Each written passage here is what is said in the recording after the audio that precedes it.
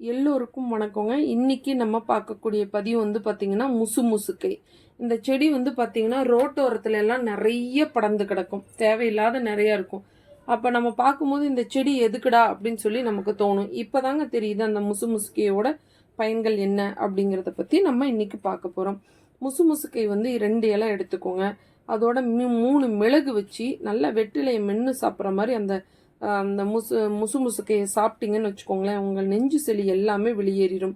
அடுத்தது வந்து பார்த்தீங்கன்னா, முசுமுசுக்கை ப்ளஸ் வந்து ஜீரகம் ஒரு 1/2 ஸ்பூனு, மிளகு ஒரு 2, 3 மிளகு போட்டு நல்லா கொதிக்க வச்சு நீங்கள் குடிச்சிட்டு வரும்போது, உங்களுக்கு மூச்சு இளைப்பு வாங்குறது இருக்கு அப்படின்னா, உங்களுக்கு மூச்சு இளைப்பு வாங்குறது சரியாயிடும்.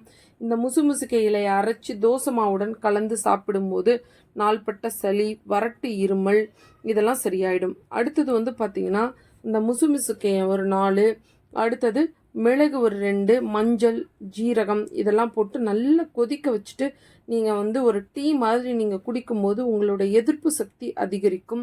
சைனஸ் ப்ராப்ளம் குறையும். காசநோய் உள்ளவங்களுக்கு இந்த வந்து முசுமுசுக்கை டீ வந்து ரொம்பவே நல்லதுங்க.